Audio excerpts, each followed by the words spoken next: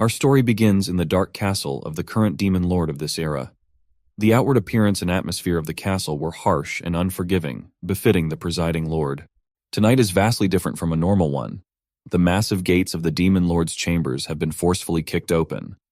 A sinister smile crept up on the demon lord's mouth, as there was only one person who could have gotten this far into her domain: the legendary hero. That's right. The brave hero has finally reached the last step of any hero's mission, and that's entering the demon lord's throne room and presumably fighting to the death. This means that this era's hero is not only strong, but courageous enough to come and challenge the overlord of the powerful demon race. The demon lord gave her praise to the hero for toughing it out and braving his way to get this far. It is brave, stupid, and most likely the final act that he will ever do in his life.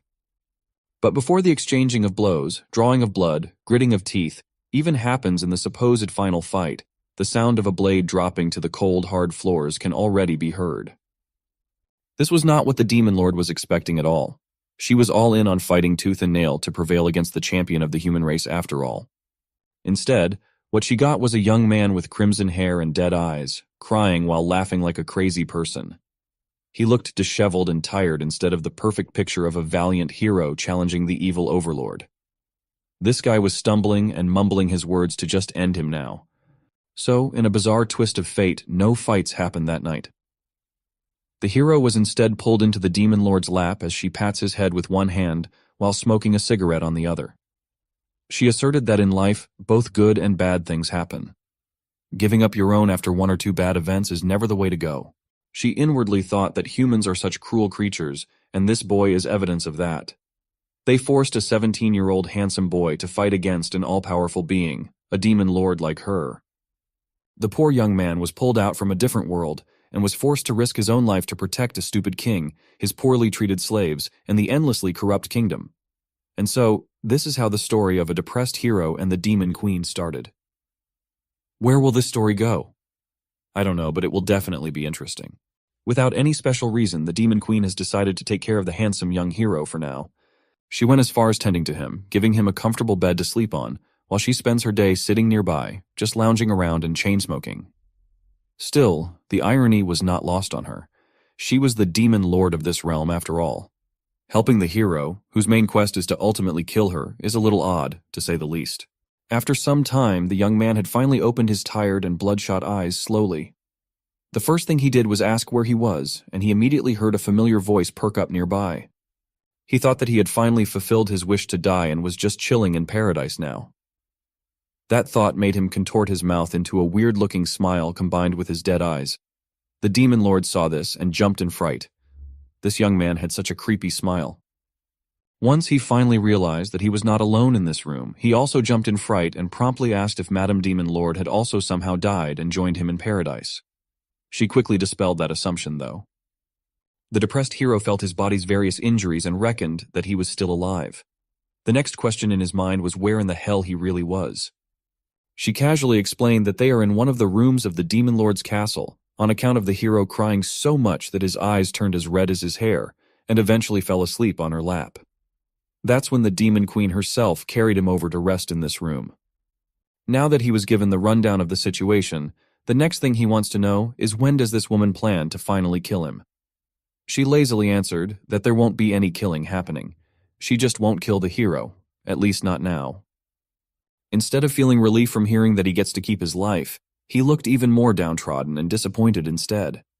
The halls of the Demon Lord's castle looked dark and bleak, the only source of light in the room being the moonlight from the open windows and the spark of the Demon Queen's cigarette. As she walked through her domain, she couldn't help but ponder just what in the world was wrong with this hero. Also, he's been here for quite some time now, and she doesn't even know his name. Thinking about him constantly got her blushing just a little bit. That guy was weird, or maybe she got it all wrong. And she was the one being weird in this scenario.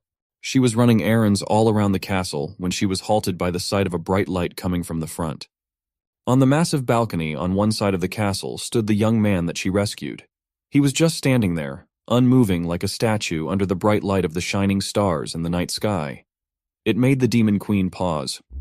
She walked closer and asked the hero if he was enjoying the stars tonight. The young man barely paid any attention to her, let alone her casual question. He just gave a nonchalant hi. Then the young man stated that when he looks at the stars, he remembers one of his good friends. To that personal bit of information, the Demon Queen did not know how to respond. She might not know what words to say, but the beauty of the night sky reflected upon her eye and beautiful face were plenty enough as a response. The Demon Queen thought that this might just be the right time to ask the hero his name. The brief look of life in his eyes was gone once again after hearing that question. He had almost forgotten his original name. Everyone in this world just calls him a hero. Sometimes people call him Hey or Kill the Monster or Little Shit or Untalented Dumbass Monster and many more. Demon Queen reeled him back a little and clarified that she wanted to know what his parents named him. That clears things up nicely. The hero's name is Itami. While still looking up at the stars, not letting her eyes let go for a second, the Demon Queen wanted to present Itami with an offer. Hearing those words come out of her mouth in such a sultry voice made the depressed hero blush. His tears were starting to well up again for some reason. She noticed this and was confused once again.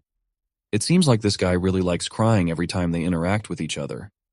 Itami started trying his hardest to wipe the tears away, but they just kept on flowing out. It's just that in this cruel world, he was called by his original name only 2 times. He was just glad to hear it again after a long time.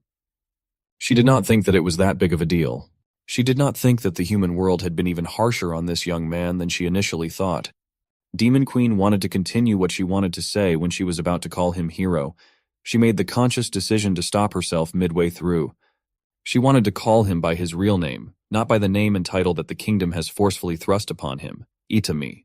The sympathetic Demon Queen took a quick step back, turning to Itami with a wide smile that flashed her adorably terrifying monster fang.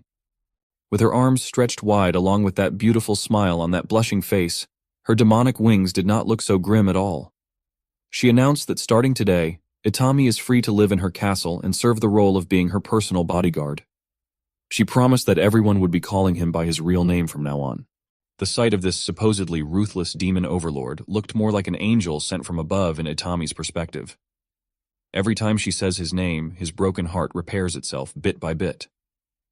And when she finally said that he would be happy here, the tears that were born from grief and debilitating sadness were replaced with tears of comfort and hope. For the second time in his life, Itami's wounded heart and soul began to heal ever so slightly. The emotion-filled night has passed, and the sun has risen on the Demon Lord's castle. Itami and the Queen were walking the halls together. It's a good thing that the demons in here don't know how the hero actually looks like. This way, Itami can freely roam the castle under the guise of a new human ally. That last bit of information came quite as a surprise. He did not know that the demon faction had human allies to the point of making it possible for him to roam the castle without any demon batting an eye. She confirmed that they do have some arrangements with a few selected humans. Besides Itami, there are 3 more people that are formally members of the Demon Lord army, though they are in human kingdoms right now as spies. On an unrelated note, she actually wanted to bring up something extremely important to Itami. She looked at him and only now noticed the sorry state of the young man. This guy was wearing a tattered homeless hoodie and shitty pants. His whole fit was cooked, from head to toe. It was abysmal. The Demon Queen's eyes lingered on his hands. They were full of battle scars from who knows how many death-defying duels that he endured.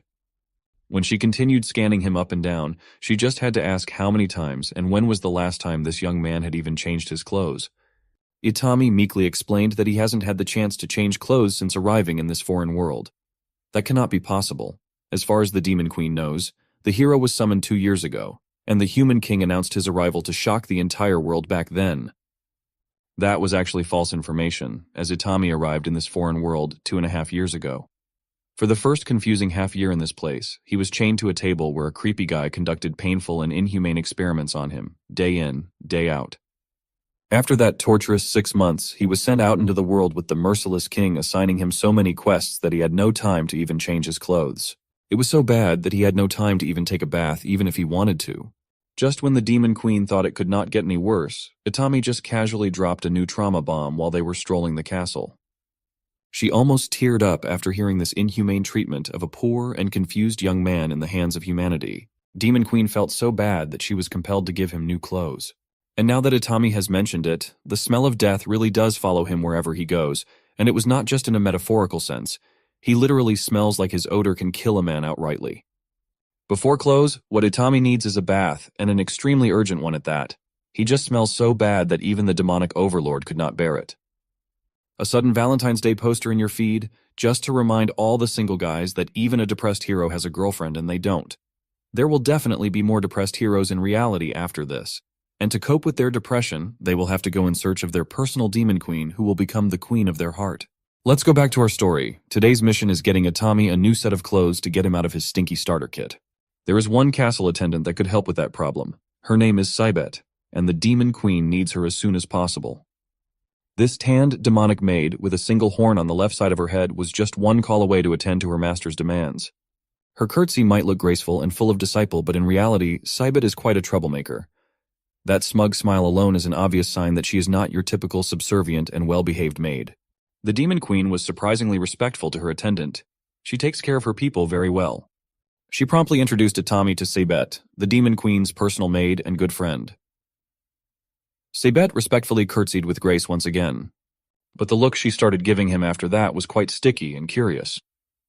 She did not hesitate to get right into his business, trying to touch him while praising his nice-looking face. He might look good, but he looks weak in Saibet's opinion. That's only natural since he's human after all. Saibet turned to the demon queen, expressing her doubts about whether Itami could even last 1 minute. The demon queen and the former hero had no clue about what this 1-minute thing she was talking about. The maid gladly elaborated that there is only one thing that a 500-year-old demon queen needs, and she explained in the most family-friendly way possible through hands. It's about time for their queen to do the deed after all. If she was not being straightforward enough, Saibet just outrightly blurted out that the queen should finally lose her virginity, or be one forever. And if the demon queen does not hurry, Saibet might just go ahead and steal this new boy from her master outrightly, jump his bones and all that, as they say. The demon queen had to hurry up and grab Itami to cover his ears while she instantly gave Saibet a salary cut for being so inappropriate. That stunt earned her minus 1,000 gold coins. Based on her grim reaction, it seems like this was quite a regular occurrence for the unruly succubus maid. And something tells me that it is more or less for the same reason every time. She was reminded of the anecdote that a boss who cuts your salary to minus 1,000 is like a dragon who sheds its scales. It reveals its true form. It's time to go back to the original business of why they even called Saibet in the first place. New clothes for Itami. In this massive castle, they don't really have new clothes that will fit the frame of an average human, but what they have are the demon queen's brother's wardrobe. Maybe one of those outfits will fit the young man. Saibet was quite reliable when it comes to these things. She really thinks things through when it comes to what's best for the queen and the castle. But still, her succubus brain gets in the way from time to time. The exact moment when that happens was pretty easy to spot. It's when a bright blush appears on her tanned skin. Of course, the demon queen can easily read what this unruly maid was thinking in just a single look for a fraction of a second, and she won't hesitate to screw her head back in with a punch when Saibet starts thinking of lewd stuff. Today's clothing mission has led them to the castle's storage room where some of the queen's brother's clothes are quietly put away. There are mountains upon mountains of garments of many different kinds in this massive room. The three of them had to split up in hopes of finding something that will fit Itami. What's surprising is that these heaps of clothing belong to just one person. He must be quite a fashionista. Thinking about it pissed off the demon queen out of nowhere. Right now, her brother's girlfriend likes dressing him up like a doll. That was why his original wardrobe has been thrown to fill up this storage room. Itami was quite worried that the brother would mind if they took his clothes without permission. But the queen was quite certain that it would be okay. That brother of hers never wore these clothes anyways. He just likes to wear that one black coat that she gave him some time ago. Upon quite a decent chunk of time looking through the mountains of fabrics, Saibet finally found something that caught her eyes and could fit Itami. The queen then turned to the former hero and nonchalantly ordered him to undress so they could see how well it would fit. Itami was quite prone to giving in to pressure, so he immediately started undressing in front of the two ladies, slowly exposing his toned body. The two women seeing this felt like lightning just struck them both. The demon queen even paused her chain-smoking for a while in shock. Itami cluelessly looked at both of them and asked why they were looking at him weirdly, as if his ripped body riddled with scars everywhere was not weird at all. Demons, no matter how brazen they might be, consider it rude to ask about scars. It's a cultural thing, but they both really wanted to ask Itami about his abnormal number of marks. Finally, after looking like a homeless bum for 2.5 years, the former hero looked at least decent now. He might not look like a valiant hero, but he looks nice. Of course, if you ask the succubus in the room, she will gladly confess that Itami looked a lot better without any clothes on, pants and all. The Demon Queen had to step in and threaten to cut her salary for the second time today, or Cybet might have just jumped Itami right then and there. When no one's around, the Demon Queen's personal maid likes calling her by her given name, Callie. Today, she was busy with paperwork, and Cybet wanted to give her a drink break. Demon Queen Callie does not like getting interrupted in the middle of work, but Cybet was just way too curious as to where in the world did Itami got that many scars all over his body. Callie had some ideas, but it's hard to say where the young man got those marks without revealing the fact that he's the legendary hero. But anyone could easily tell that the guy has fought against monsters often. Cybet's first thought was that Itami might have been a former adventurer or something, which was a reasonable theory. Callie neither confirmed nor denied her personal attendance assumption. Still, as far as Cybet knows, not even a demon can endure that many grisly wounds on someone's body. Besides, the mind suffers from wounds at that scale and quantity too. The Queen did not take that into account. It's just another addition to the pile of anguish that the young man has suffered. She knew all too well that constant battles are dangerous for the mind, especially battling against someone like her little brother. This little detail did not escape Cybet's sharp ears. Callie just slipped up and revealed that Itami had fought against the Queen's brother. Callie did not mince words any longer. She could easily deduce that Itami had fought her little brother at some point in time. Only her little bro could leave someone looking like that. But this was quite a revelation to her personal maid. That just means that Itami is supremely strong. Fighting against that monster is one thing, surviving is another. On top of that, Itami is clearly just a weak human. On that note, Cybet remembered something crucial regarding this subject. Her voice started shaking as she informed the Queen that her brother would be returning to the castle today. If those two meet each other now, there's no telling what might happen. Actually, there's no need to theorize what would happen anymore. What Cybet was fearing was already underway in the lobby of the Demon Lord's castle. Itami and the Queen's brother, who still have bandages covering the wounds all over his body, had already seen each other in this unlikely place. They laid eyes on each other, enemies that have fought and beaten each other within an inch of their life. They held neither animosity nor fear. But Lil Bro was not going to let this human roam the castle casually like this. He told Itami to call his sword right this second. They had a gentleman's promise between them. Itami swore that he will kill himself. For a moment, a different kind of smile surfaced on the former hero's face. He then raised his scarred hand to call his blade Sagi. He remembered the promise they made to each other. The legendary blade, Sagi, came bolting through the halls of the castle with incredible speeds, eventually finding its rightful place in Itami's hand. It's about time they fulfilled that promise between the two of them, whatever that may be. It was nearing dusk, and the two men went outside of the Demon Lord's castle to settle their differences. The way they would do it was as straightforward as it came. Itami was obviously nervous as he stumbled over his words. He started the countdown, priming his hands forward as he counted from 3. The Queen's brother looked him directly in the eye, seemingly sizing up the former hero as he counted down to 2. Dark circles were apparent around Itami's eyes, but there was a new luster of life in them compared to when he first barged into the Demon Queen's throne room. He counted down to 1. He began the fight by ordering his legendary sword, Sagi, to jump right into the fray. It was so fast that it whistled through the air, the blade swerving unpredictably, making it incredibly hard to avoid.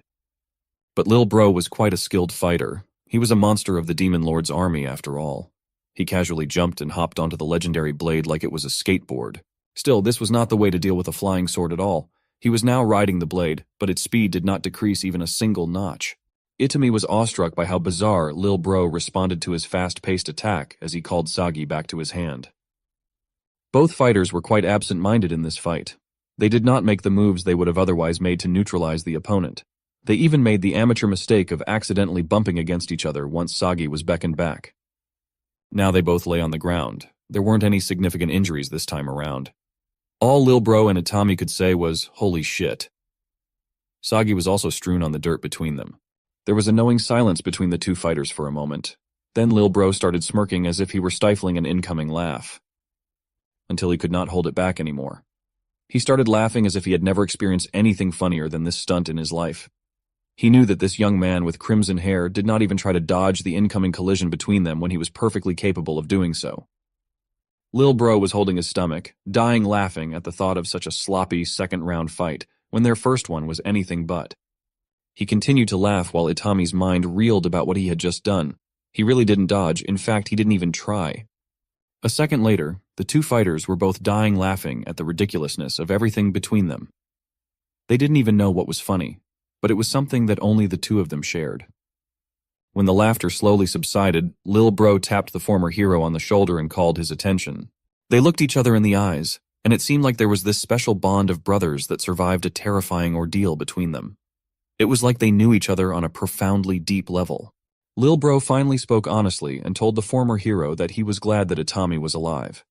It had been a few days since the young man had cried, but here he was again. Hearing those words from a supposed enemy made tears born from a special connection cascade down his eyes. These past few days or months or however long it had been, it seemed like he had no control over his tear ducts and emotions at all. But today was different. He was in control, and he chose to let it all go. It was just like that night on the balcony with Demon Queen Callie. Lil Bro called him out for crying like a little girl, but he got it. Meanwhile, two pairs of very suspicious eyes were clearly trying to peep from behind the foliage. Seabet was extremely confused. Just 2 months ago, these two almost killed each other to the point of morbid wounds and scars. But now they were talking like good friends, reuniting after a long time. Queen Callie just chalked it up to them being boys.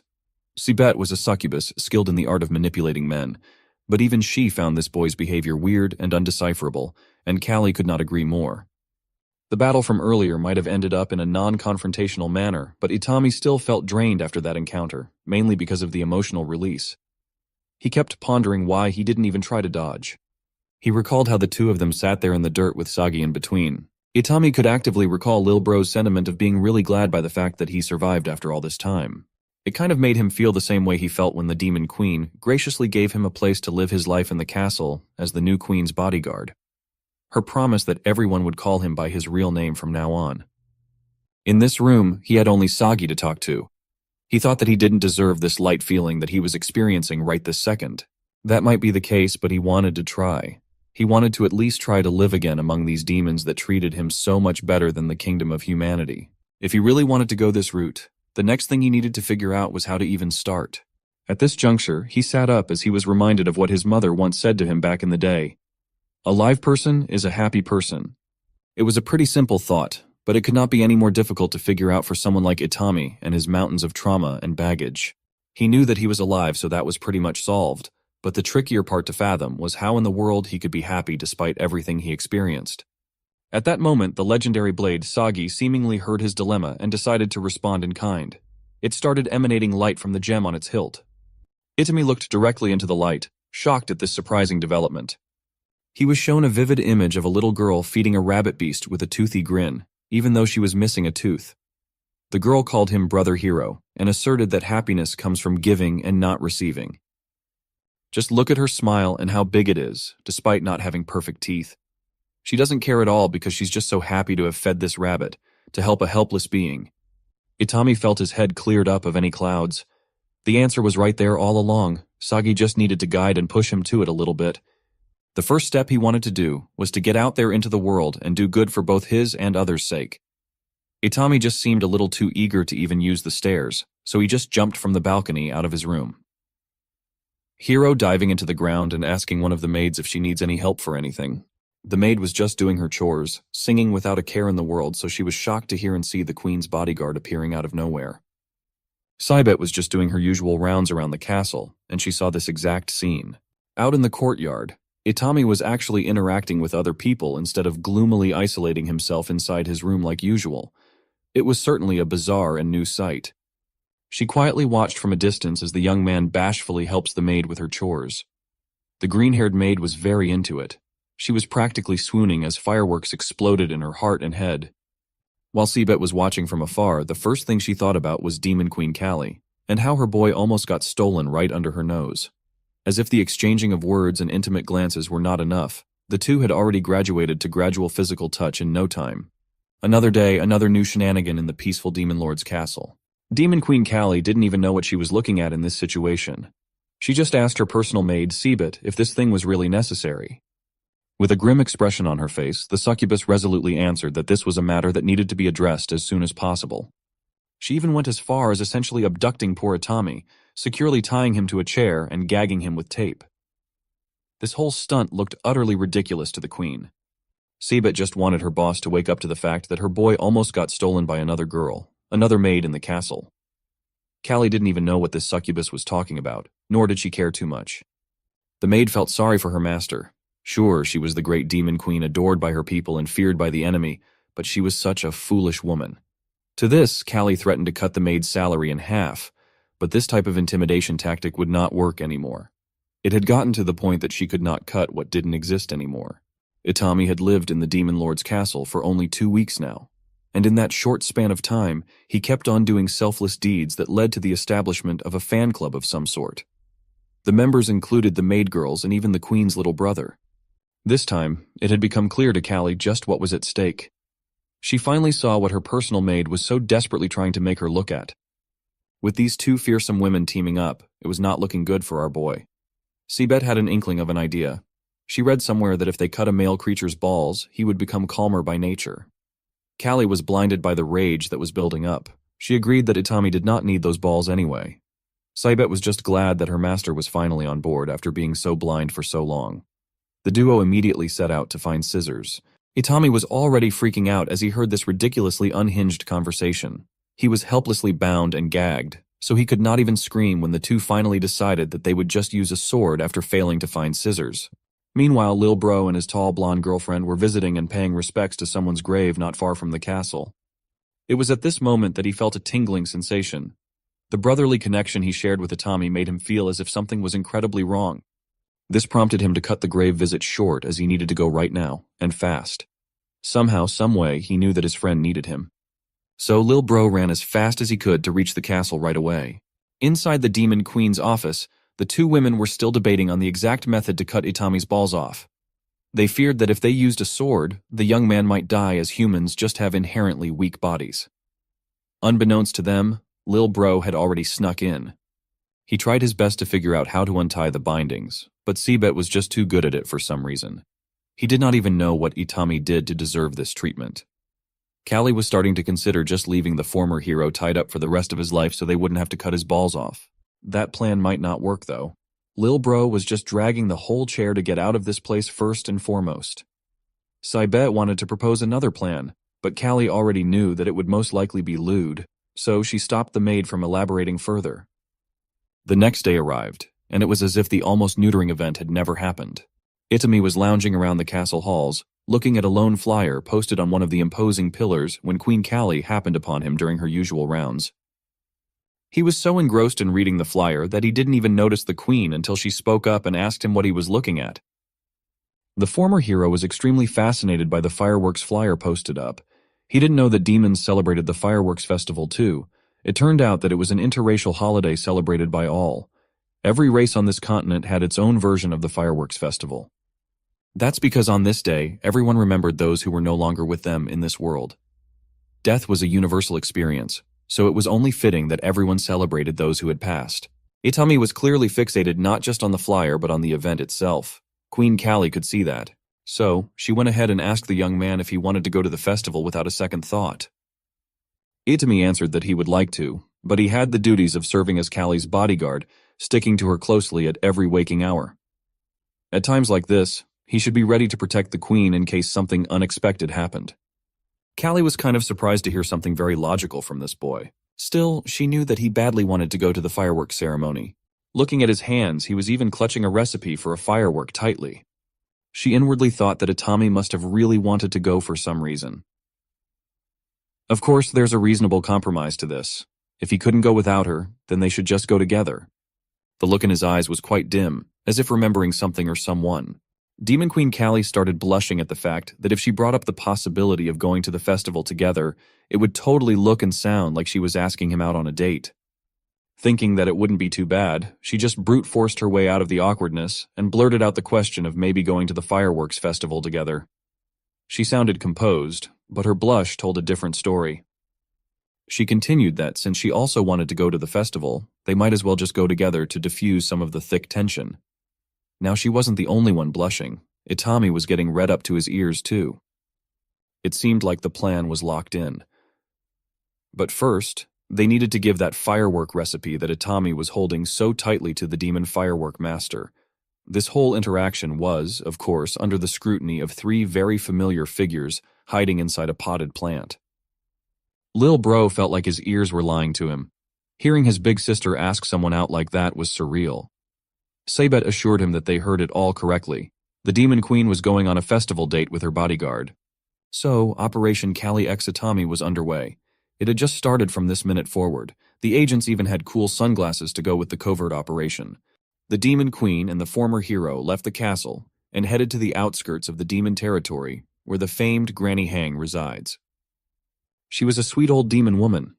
If you see an old-looking demon, then that must mean that they must really be old by human standards. She just turned her head lightly and greeted the demon lord. Callie pushed Itami as she stated their purpose of visit, to order a firework for the upcoming firework festival. Her bodyguard already had the recipe in his hands. Itami promptly showed Granny Hang the tattered firework recipe. It looks like it has seen better days. There are red stains all over the paper, which I assume were blood. Granny Hang was pleased at the sight of such a traditional recipe. She's been making fireworks for festivals for 500,000 years now. And in that massive time frame, she could not even remember the last time she made a firework for a normal human. Itami is a polite boy. He respectfully handed the recipe to the old woman, thanking her for doing this favor. But before he could finish blurting out his thanks, the granny demon had already brought out a strange apparatus to nick him in his hand. Queen Callie forgot to inform him that this old demon uses blood in making her fireworks. That's why she drew some from Itami in the blink of an eye. The granny already had a feeling that this particular firework would be interesting. She turned her head to her two visitors, curious as to what in the world is the Demon Queen doing with a human out in the open. What the granny saw was the two likely lovebirds tending to one another. Itami was still shaking in shock while Callie blew on the tiny nick in his finger. While synthesizing the would-be fireworks, the granny posed a question to the two. She asked the kids if they knew how the demons started to celebrate the firework festival. Itami confidently answered that he read somewhere the fact that 500,000 years ago, the first king of the human kingdom made the first fireworks. That earned him a quick and loud disagreement from the old demon.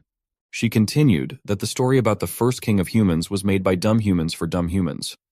Furthermore, that pesky human race is always trying to appropriate the accomplishments of demons as their own. While she finishes up this explosive, Granny decided to tell these two the true story of the beginning of the firework festival. And it all started a long time ago. It was so long ago that the whole continent could still be considered a peaceful place. The events that led to the development of modern-day fireworks started one night 500,000 years ago with a demon girl lounging around an open field. That open field is now referred to as the Demon Kingdom's territory. The demon girl loved laying down on the serene grasslands while taking in the sight of the beautiful stars. It was perfect. The night sky was gorgeous. But if she was asked to change one thing, she would love to bring the stars a little closer to her. As if God had answered that request of hers, a bright light started flying through the air. It looked like a star that was trying to rise up and join the other ones up high. And then it exploded in a booming manner. The small light it once emitted was scattered all over the skies, right above where the demon girl was looking at.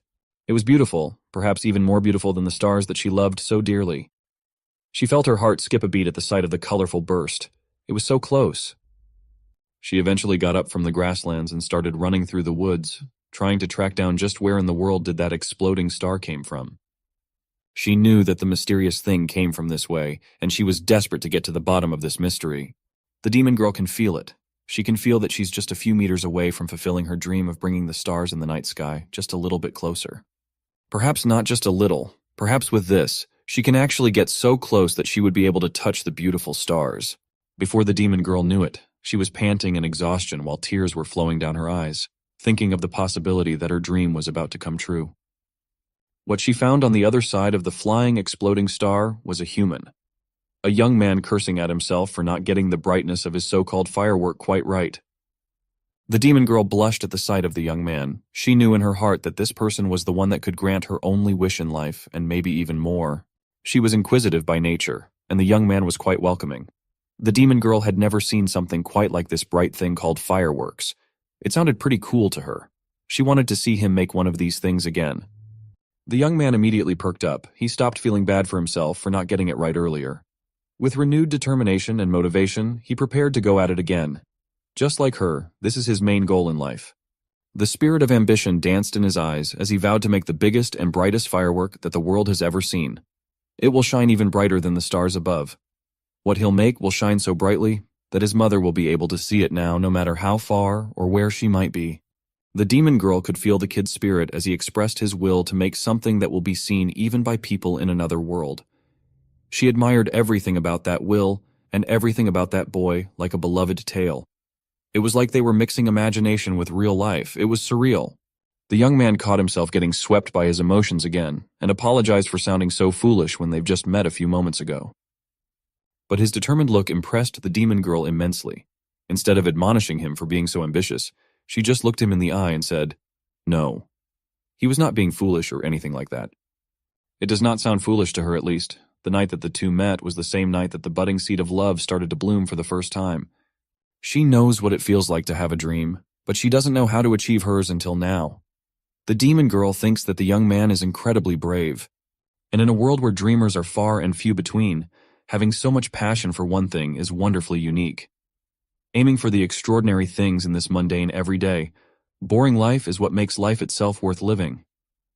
From that point on, even though they've just met, the demon girl has steeled her resolve to stand by the young man's side and watch his dreams unfold like stars in the night sky.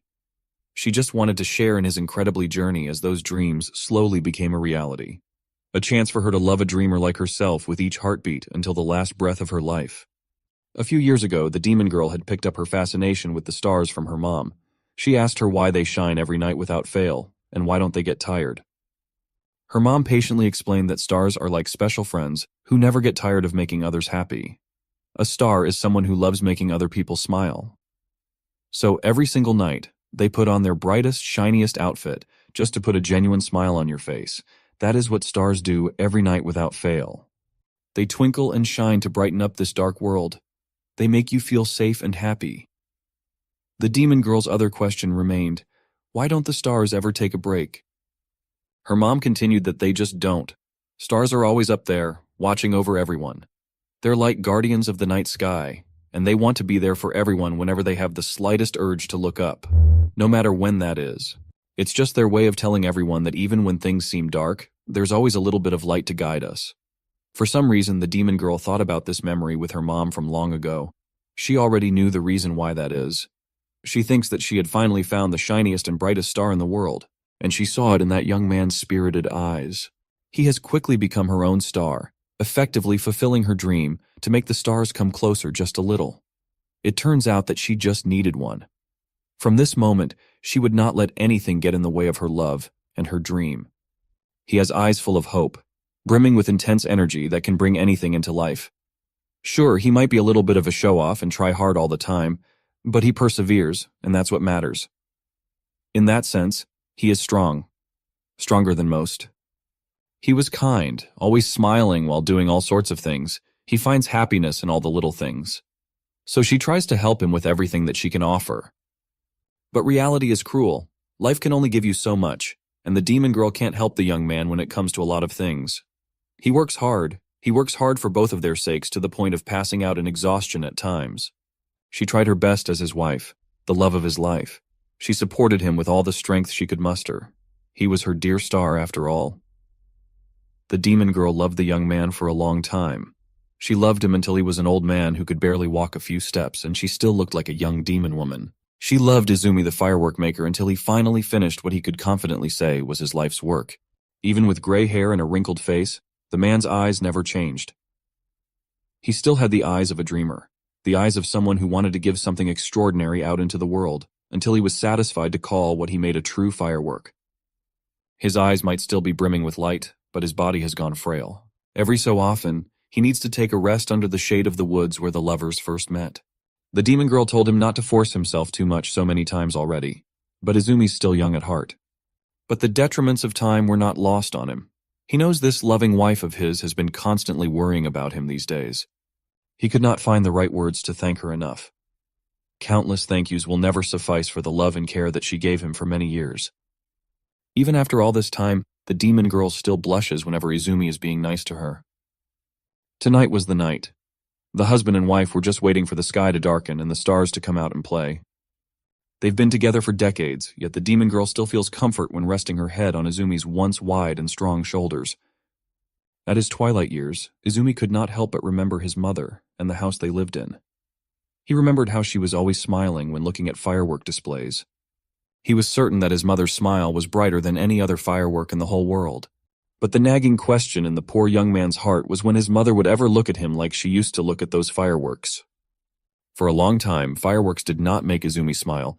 They made him weep in sorrow instead. Fireworks symbolized the uncertainty of his life. They reminded him of the cruel hands of fate, the cruel hands of the adults around him when he was little.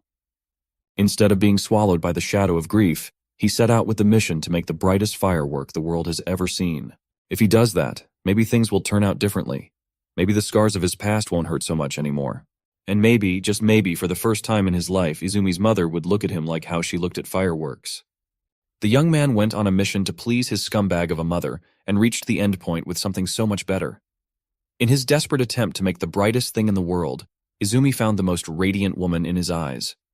The moment when he finally saw the fruits of his decades-long labor was shared with the woman he loves. He successfully made the brightest fireworks that the world has ever seen, but its luster paled in comparison to his muse. As Izumi's heartbeat slowly fell out of sync, as the inevitable father time finally started catching up to him, he did not even look at the skies to see his masterpiece. He just looked at his wife's beautiful smile. He trembles as breath becomes ragged and his heart loses its rhythm. The last thing that Izumi the dreamer saw was the most beautiful thing in the world. Brighter than any firework he could make, brighter than any stars in the sky, his wife's genuine smile. Her eyes are full of love and devotion, her mouth that never stops speaking encouraging words. Izumi had a tough start in life, and he ended it with a beautiful explosion. The demon girl got close to the only star that mattered, but time and life cruelly took him too soon. When the fireworks died down, she was left with the cold, dark night. No star in the skies could ever compare. Izumi has died with a contented smile on his face. He died a star's death. Now she is all alone, back to square one, back to the days of not having anything to strive for, back to a life without her star. Before totally succumbing to the wheels of time, Izumi managed to scribble down his last thoughts for his beloved. He expressed gratitude for the time they spent together. His last wish is for his ashes to be turned into a firework. The demon girl didn't know what to make of it. It was all so sudden. One second, they were sitting together. The next, she was alone. The next few days were a blur. She was in a constant state of confusion and disbelief. The next thing you know, she was back in the house, burning Izumi's remains to get his ashes. She carefully followed the recipe that he learned from the years of watching her husband do the painstaking job of firework making.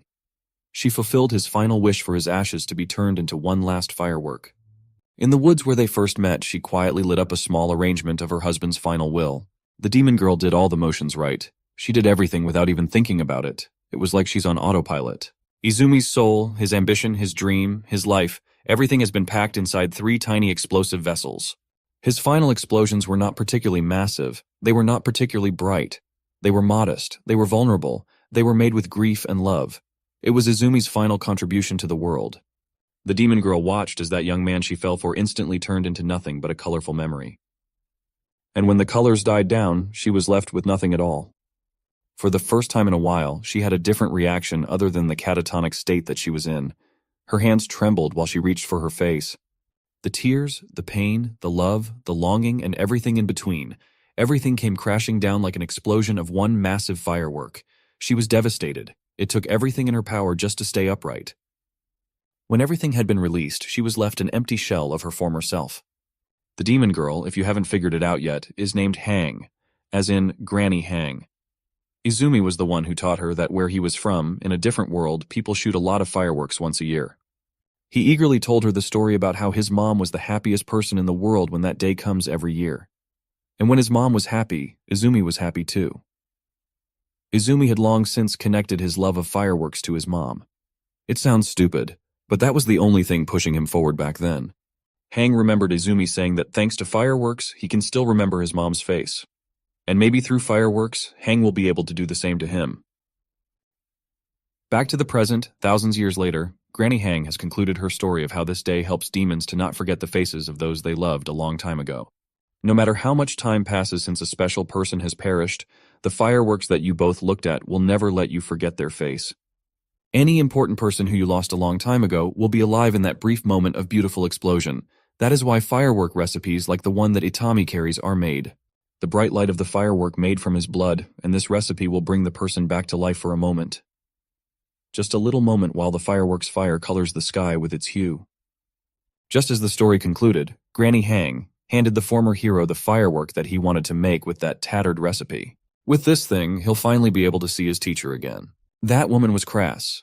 She likes to refer to Itami as Idiot Boy, back when they haven't even been introduced to each other. Today is the day that Operation Cali X Itami goes in full swing, with Lil Bro leading the charge. Tomorrow night is the official start of the mission, the night of the fireworks festival. Lil Bro is taking this quite seriously, with Sabit and his girlfriend forming the rest of the team. There is only one main goal. Lil Bro chose to demonstrate that goal using his unsettling voodoo dolls of his friend and big sister, making them kiss vigorously. The queen's personal maid is all in. She thinks it's a perfect idea. Lil Bro's girl, on the other hand, feels quite queasy at the thought. She's quite shy. This was a perfect plan if it were not for one significant and glaring problem. Pulling out his unsettling voodoo dolls again, he started ramming the two against each other in frustration at the fact that Itami and Callie are not making any effort to kiss by themselves. The first step of the task force is to figure out just why these two young and good-looking couples refuse to engage in some lip-to-lip action.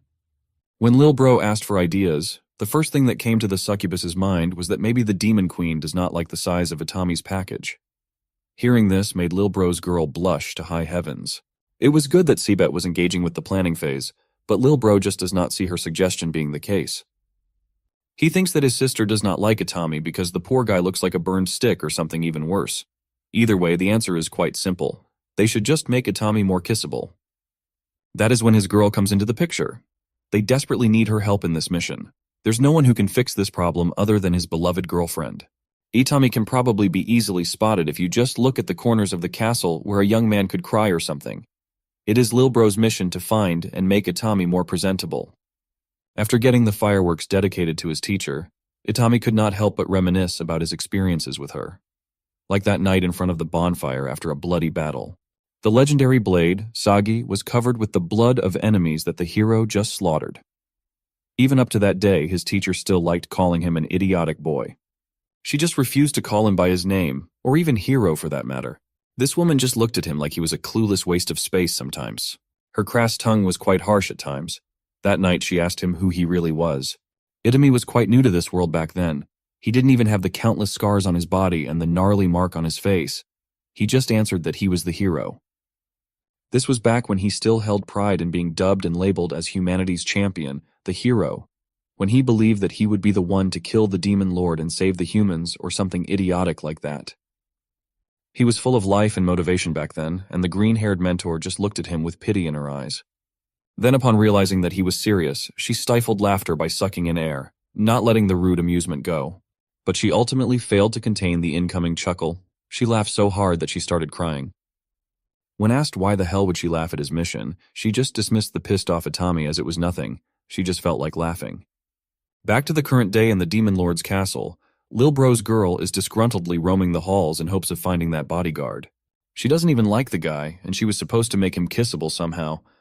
Actually, she hated that young man with a passion. Every time she thinks about the state that her beloved was in after his duel with Itami, she feels weak, and then the anger takes over. She hates that new queen's bodyguard to the bone for what he did to her man. Add to that the difficulty of finding a person in this gigantic maze of a castle. She could not help but tremble in rage as she pulls on her hair in frustration. After yapping and trying to control the sea of anger that she was feeling, it was like the heavens did not want her to lose control. Itami was just standing there in front of her, lounging around like an aimless zombie. Fast forward to the night of the fireworks festival. A handsome young man with newly trimmed hair was standing amidst the bustling crowd, seemingly looking for someone. It looks like Lil Bro's girlfriend did a magnificent job in making the former hero just a little bit more kissable. With a new fit and fresh cut, he looked much better than when he initially entered the Demon Lord's castle, looking like a homeless bum. The lights of the festival were bright, but the discernible darkness in the young man's eyes was still visible. He looked a lot better, though. He kept on remembering his mentor. That night when she asked him who the hell he was. His reverie was broken when a sultry voice broke through the murmurs of the crowd, calling on to him, calling his name. He turned around, still not used to the fact that the demons around him were kind enough to use his actual name. As soon as he laid eyes on the owner of the sultry voice, he felt his eyes dilate and his cheeks become a little warmer with blush. Demon Queen Callie was out of her usual combat armor attire, substituting it with a traditional festival robe. It was the first time that he saw her in a different outfit. His change in the drip and hairstyle department also did not go unnoticed. The Demon Queen was surprised. Itami nonchalantly replied that he did get a cut. He has her lil bro's girlfriend to thank for this one. For some reason, Queen Callie was still harboring some deep, deep hatred for that girl. She likes calling that tall blonde a bitch. Just when the confused Itami was about to inquire about that choice of words, the queen was already rushing to his side. Callie was quite strong. She's a demon overlord after all, so she could just easily drag her bodyguard through the streets to avoid talking about that hateful blonde. Amongst the crowd, that same woman was just standing menacingly near one of the festival stands. It looks like she also decided to wear a traditional robe. You can never see her eyes under those egregious bangs, so it is quite difficult to figure out just what she was thinking at any given moment. But at that moment you could tell that she was furious with what she heard. This was the gratitude she received for her efforts. A few days ago, Lil Bro's girl essentially abducted Itami while he was roaming the castle halls like a zombie to give him a forced makeover. While she had him strapped to the chair, Itami did not know what was going on. Her mind was stuck on the image of her man's condition after that horrible fight. She had her scissors ready. It was supposed to be for cutting hair, but there were brief moments when she had the urge to just cut or stab Itami on the neck. Meanwhile, the former hero was just behaving politely. He was getting a free haircut after all. It's also too quiet in the room. He thinks that he should maybe strike up a conversation. Her thoughts were vastly different, though. She got murder on her mind. Itami spoke up. He told her that his big sister used to cut his hair like this. That was way back when he was in a different world, which he disguised as home village. But when he became a hero, disguised as an adventurer, now he can't go to his big sister for haircuts, as it's just too far. Because of that, Itami has had this mess on his head for a long time now. This conversation was dangerous. There were multiple times when he almost slipped up and revealed himself as the hero. As the tall blonde continued to cut his hair with some occasional thoughts of slitting his throat, Itami was enduring the awkward silence between them. She finally opened her mouth and blurted out her first words to him. She asked him if he was lonely, that nobody could cut his hair since becoming an adventurer. Itami honestly answered that that's not exactly the case, as there were some people in his time in this world that cared. He used to have the best teacher in the world and a little girl who used to call him Big Brother. They were happy back then. He could not forget how rambunctious, crass, and loud that mentor of his was. He also could not forget how sweet and caring that little girl that he looked at as a little sister was back then. But misfortune has never stopped following him in this godforsaken land. That little girl's innocent smile turned into pain and shock when her head was impaled on a stake. The best teacher one could ask for has died in his arms after a grueling battle with superior powers. One way or another, he always ended up losing everything, losing everyone important to him. Hearing Itami recalling his losses actually made Blondie cry unconsciously. In hopes of not looking soft, she insisted that she doesn't cry. She just condenses sweat in her eyes. The hairstyling session lasted quite long, but she was amazing with the scissors. Every cut was perfectly done. It was A1 premium service all in all. At the tail end of the session, she started thinking about Noah again, also known as Lil Bro. She would not be able to forget the night that they found Noah after the fight against Itami. They did their best with what they must treat him. The poor guy could not even eat without help. Noah said that his opponent was injured as badly as he was, and they did not think much of it at that time. Now that they know who Itami was, how kind and hardworking he is as a person, she begins to think about how much he must have suffered with all those grievous injuries when nobody was there to take care of him. Of all people, she would be one of the few that fully know just how it feels when you are left completely alone. She was an elf in the castle of the demon lord. To make matters worse, she has cut ears. In demon culture, and even elven culture, having your ears cut is a sign of big shame. She had finally finished Itami's makeover, and it was glorious. This man that she just gave a haircut to dared to touch someone who truly loved her even despite all her flaws, despite her shameful cut ears. Noah is a kind soul. He's the brother of the demon lord, but he's a good person. He easily forgave Itami for what they did to each other. But Blondie just cannot find it within herself to forgive and forget. As she was thinking of that in the middle of the festival crowd, Noah came in and gave her a childish fright. Of course, that earned him a full-powered hit on the top of the head for being a childish idiot. Noah and his girl eventually made up, and they are now going on a stroll around the festival, perusing the stalls and enjoying the celebrations while holding each other's hands. He got her a caramel apple to munch on while they were walking around. It looked like she liked sweets. For some reason, she wanted to look at Noah from the side, her cut left ear protruding out of her hair. But she was not the only one bearing the cut of shame in the vicinity. Noah had it too. Both of their left ears were shamefully cut for some reason. Noah called her attention while she was busy staring into his left ear. With his usual laid-back tone, he admitted that she did a good job in making Itami ultra-kissable. In fact, she was so good that even Lil Bro himself wanted to give the guy a kiss. But on a more serious note, this means a lot to Noah, and he was grateful to his girl for going through with it even though it was a tough ask. He knows that she hates humans, especially ones that dared to hurt her loved ones. She still went through with the assignment to help his friend, and Noah could not appreciate it more. In that moment of genuine words, she could not help but blush. Noah may be childish at times, but he can be quite mature in his own right. Moments like this one make her remember that horrible memory when she was captured by human poachers. Those people are messed up in their heads. They wanted to try what elf ears tasted like. Her family does not have enough money to buy her back, so the kidnappers were essentially free to do what they wanted to the little elf girl. She was defenseless, vulnerable, and scared. But in that moment, the voice of another child yelling at the kidnappers to stop touching her gave the little elf girl a glint of hope. The kidnappers almost forgot that they had another captive in one of the cages. They caught this kid with other demons near the border of human-demon territory. It was a young Noah, a demon child that was evidently tortured throughout the span of his stay in this hellhole. The kidnappers agreed to take their grubby hands off from the elf girl, but they would need to eat something else for that to happen. Their counteroffer was that they'll just cut and eat Noah's ears instead. These kidnappers knew the cultural significance and shame that demons hold for those that have their ears cut. The kidnapper held up the elf girl in front of him, asking a little kid if he was ready to take on that shame for the sake of an unknown elf who was essentially abandoned even by her family. Noah does not even have to do anything anymore. His family is royalty, so they've agreed to buy him back. The kidnapper added that his father will be very disappointed when he comes back to the castle with the mark of shame. But even as a kid, Noah was as decisive as one can be.